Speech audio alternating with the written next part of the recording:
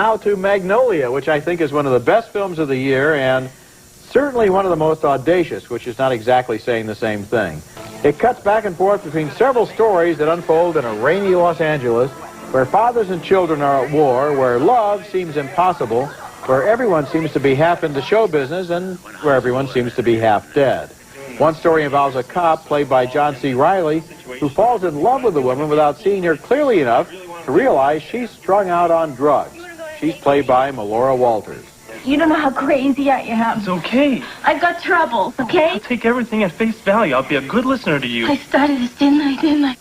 Whatever it is, just say it. You'll see. You want to kiss me, Jim? Yes, I do. Another story, Jeremy Blackman plays a little genius who's under tremendous pressure to win on a game show. Are we going to continue with this game? Yes. Hey, look at me. Look at me. You are 2 days away from this record. Okay? Nobody's ever done that. You get through this, I'll get you anything you want. Anything. Another story, the host of the game show, played by Philip Baker Hall, is dying of cancer. I have about 2 months. I have no time.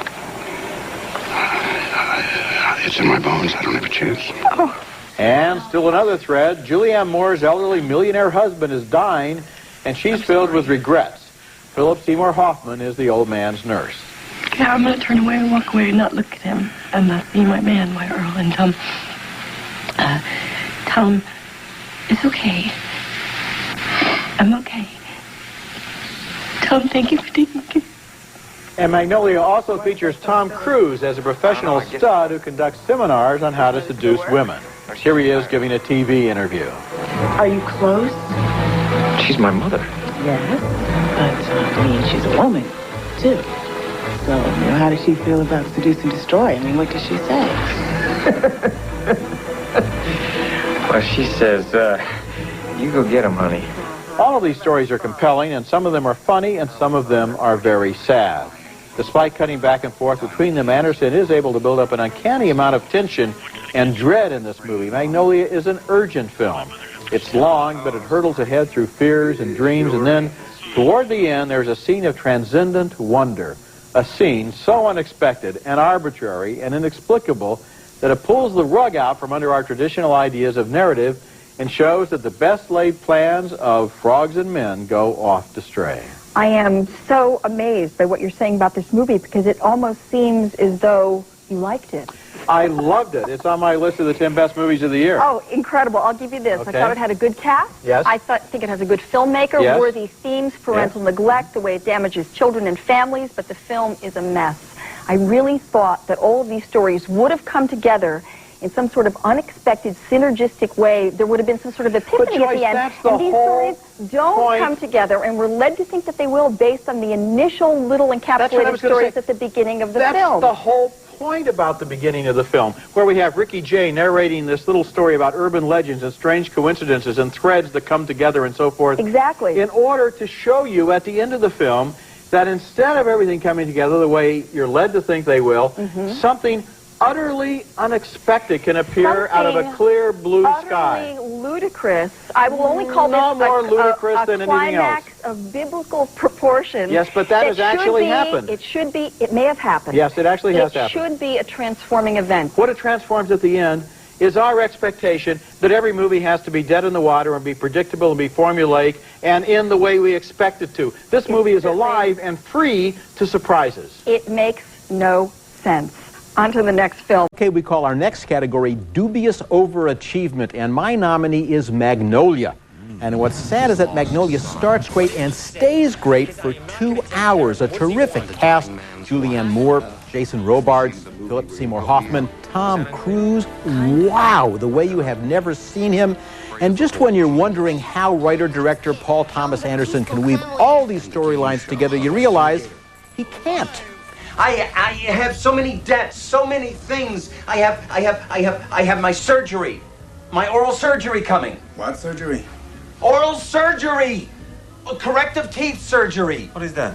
Braces. There's one desperate sequence when dying people sing a song, and then a special effect I can't begin to describe that has nothing to do with anything we've seen before that I couldn't watch. Literally could not watch. This is not a genius. Well, this is a very talented filmmaker who needs someone like the old-fashioned movie moguls to throw the script back in his face and say, "Come on, This is our biggest a movie." This is our biggest disagreement on this show. And Paul Thomas Anderson, his previous movie was Boogie Nights, has surpassed himself with this film, and I especially liked the very stuff you didn't like, the magic realism that takes place. There was something, I'm not going to give it away, that amazed and delighted me. That was so refreshing that something happened at the end of a movie which was completely consistent with the way it was set up with all of those urban legends, so it was prepared for, and then I'm sitting there seeing something new that I hadn't seen before. Boy, there are a lot of sense. things you could see that you haven't seen before that I just didn't want to look at, and this was about 4 million of them dropping from the sky. Okay, well in that case, we disagree on that one, but okay, now for the number 2 movie on my list, Magnolia, which tells a series of interlocking stories in a Los Angeles that seems to be vaguely heading for some kind of biblical apocalypse.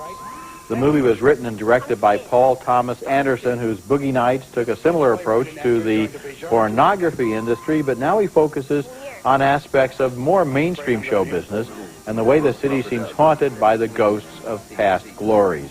Here, William H. Macy plays a foolish middle-aged man who was once briefly famous long ago. I'm Quiz Kid Donnie Smith from TV. Might have been before my time. Magnolia is about the way life is arbitrary and accidental, no matter how many plans we make, and it has a brilliantly unexpected conclusion that pulls the rug right out from under all of our expectations. Well, I think I love this movie for the first 2 hours. I think this guy is enormously talented, and then I think it comes in for an amphibious landing that blows the whole thing away to me. I think talk about arbitrary, you begin to think that what he did earlier was arbitrary too, and that is really, that's damaging. To me, the whole heart and soul of this movie is the arbitrary development that you're referring to and which we will not reveal. Yeah. Because at the beginning, you have that entire spoken narration by Ricky Jay about coincidences, about strange urban legends.